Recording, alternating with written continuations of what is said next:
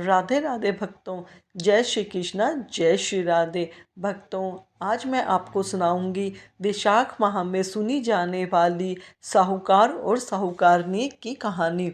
अगर आप हमारे चैनल पर नए हैं तो प्लीज़ हमारे चैनल को सब्सक्राइब करें, वीडियो को लाइक करें और ज़्यादा से ज़्यादा शेयर करें।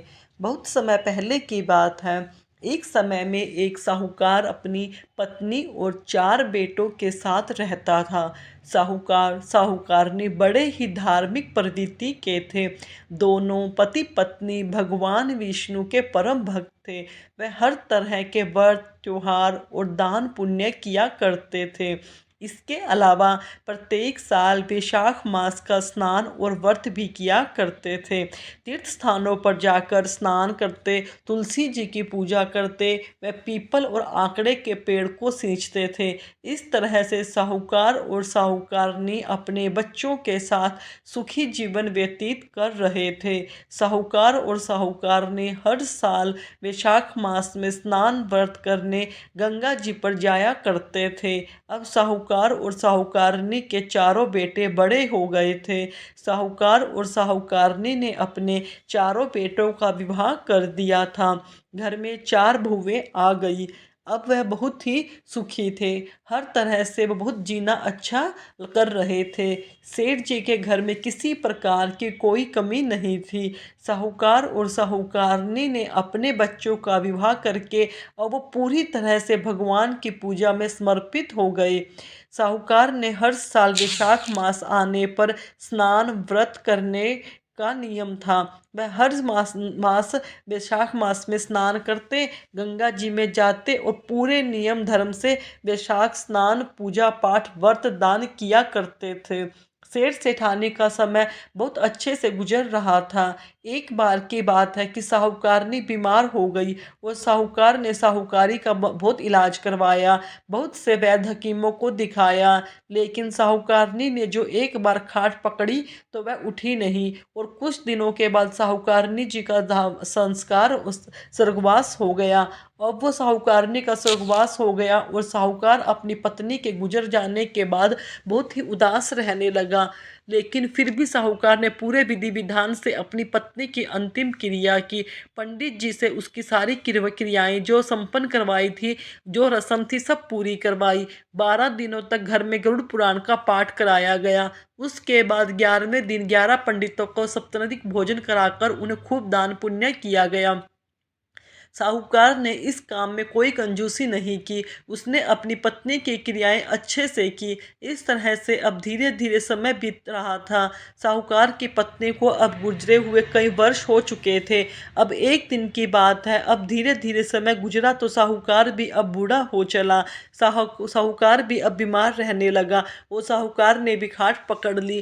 कुछ दिनों तक तो साहूकार के बेटों बहू थे, साहूकार की खूब सेवा करते रहे। लेकिन जब साहूकार ने जब अब जो हालत और ज़्यादा ख़राब होने लगी, साहूकार अब ठीक होने वाला नहीं था। क्योंकि एक तो बुढ़ापा, दूसरा ऊपर से जो बीमारी। अब साहूकार इतना कमज़ोर हो गया, साहूकार ने बिस्तर पकड़ लिया। उसकी हालत दिन पर दिन बढ़ती खराब होती जा रही थी। अब साहूकार इतना बीमार और असहाय हो गया कि वह बिस्तर पर ही मलमूत्र का त्याग करने लगा।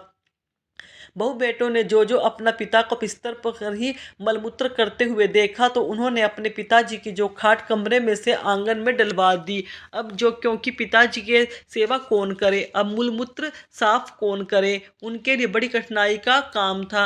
अब उन्होंने जो बहुओं ने भी नाक मुंह सिकुड़ना शुरू कर दिया, बेटे ने भी बचने लगे। अब खाट कमरे से आंगन में डलवा दी, फिर आंगन में दरवाजे के पास लगा दी। अब साहूकार बेचारा बिस्तर पर पड़ा पड़ा सोचने लगा कि हे प्रभु, मैंने ऐसे क्या बुरे कर्म करे जो यह मेरी गति हो रही है। आज मेरे बहू बेटे मेरी कोई भी देखभाल नहीं करना चाहता, जिन्हें मैंने इतने नाजों से पाला, जिनकी हर इच्छाएं पूरी की, और मैंने आप जानकर कभी भी कोई अनुचित कार्य नहीं किया। फिर मुझे किस बुरे कर्म का फल मिल रहा है। मुझे 4 बेटे पैदा हुए, मुझे पानी को भी पूछने वाला कोई नहीं है। अब साहूकार बिस्तर पर पड़ा विष्णु को याद करने लगा। हे मधुसूदन, हे माधव, हे मुरलीधर, हे विष्णु भगवान, हे त्रिलोकीनाथ, मुझसे ऐसी क्या भूल हो गई जो आज मेरे अंतिम दिनों में मुझे यह दुख देखने पड़ रहे हैं। आज मेरा परिवार, मेरे पुत्र और बधू, मेरा कोई भी साथ नहीं दे रहा। यह हवेली नुमा मकान, यह धन दौलत, रुपया पैसा, मैंने सब मेहनत से कमर तोड़ मेहनत करके कमाया था, लेकिन आज यह सब मेरे किसी काम नहीं आ रहा। मेरे यह बच्चे जिनके लिए मैंने दिन रात सर्दी गर्मी में कमर तोड़ मेहनत करी, इनको सुखा देता अनाज, आज यह मेरे अंतिम दिनों में सब मुझसे मुख मोड़ रहे हैं। आज मेरे कपड़े बदलवाना वाले तक कोई नहीं है, मुझे पानी और रोटी पूछने वाला भी कोई नहीं है। हे प्रभु, मैंने ऐसे क्या बुरे कर्म कर दिए जो आज मुझे यह दिन देखना पड़ रहा है। और यह सोच सोच कर जब वह साहूकार बहुत ही करुण रुंदन और करने लगा, थोड़ी देर के बाद ही तभी एक नवयुवक आया। उसने साहूकार को बैठा के गीले कपड़े से उसके शरीर को पोंछकर साफ किया और उसके गंदे कपड़े हटाकर उसे साफ सुंदर वस्त्र पहनाए। अपने हाथों से साहूकार को भोजन कराया, पानी पिलाया, फिर वह चला गया। इस तरह अब रोज सुबह तड़के ही वह नवयुवक आता, इसी तरह साहूकार की सेवा करता। अब यही कर्म कर चलता रहा। एक दिन जब वह नवयुवक जाने लगा तो साहूकार ने उस नवयुवक का हाथ पकड़ लिया और पूछने लगा, अरे भाई, तुम कौन हो जो इतनी तड़के आकर मेरी सेवा करके जाते हो। तब विष्णु भगवान बने नवयुवक के वेश में आए हुए थे। उस साहूकार से बोले कि बस जिसे तुम याद करते हो, हमेशा जिसे याद करके रोते हो, मैं वही हूँ। तुमने पूरी उम्र मेरी सेवा करी। प्रत्येक साल वैशाख मास का स्नान करके गंगा जी पर तीर्थ जाते, तुलसी जी को सींचते, तुलसी जी की पूजा करते, वैशाख में आखड़े पीपल पेड़ को सींचते, सूर्य नारायण भगवान को अर्घ्य देते थे। तो क्या मैं तुम्हारे अंतिम समय में तुम्हारी इतनी सेवा करने में भी नहीं आ सकता हूँ। तो साहूकार हाथ जोड़कर बोले, हे प्रभु, मेरे गंदे काम करने आप क्यों आते हो। इससे अच्छा यह होगा कि आप मुझे उठा लीजिएगा। तब भगवान विष्णु बोले, हे पुत्र, प्रारब्ध भोगते बिना मृत्यु नहीं मिलती। मनुष्य जैसे कर्म करता है वैसे ही फल मिलता है। मनुष्य को अपने प्रारब्ध तो भोगने ही पड़ते हैं, कर्म फल तो प्रत्येक मनुष्य को भोगना पड़ता है। तब साहूकार बोला कि हे प्रभु, मैंने इस जन्म में कोई चोरी चकारी झूठ नहीं बोला, ना ही मैंने किसी का कोई धन हड़पा, ना ही मैंने किसी के मन को ठेस पहुंचाई, और ना ही कभी किसी से कड़वे वचन बोले। फिर भी मुझे यह दुख देखने पड़ रहे हैं। तो बताइए प्रभु, यह मेरे किस पाप के कारण मुझे ऐसा झेलना पड़ रहा है।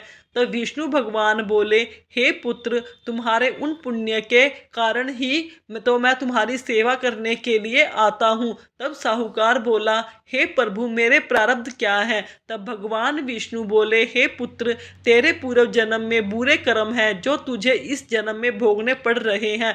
बस मैं यही चाहता हूँ कि तुम उन बुरे कर्मों को इसी जन्म में भोग लो, ताकि तुम्हारा अगला जन्म सुधर सके। तब साहूकार अपने दोनों हाथ जोड़कर बोला कि हे प्रभु, मेरी अंतिम इच्छा है कि जिस समय मेरी अंतिम समय आए उस दिन आप मुझे साक्षात दर्शन दीजिएगा। इस तरह वैशाख मास के व्रतों का पुण्य फल उस साहूकार को मिला। जिस दिन अब साहूकार का अंतिम समय आया, उस दिन भगवान विष्णु ने साहूकार को साक्षात चतुर्भुज रूप में दर्शन दिए।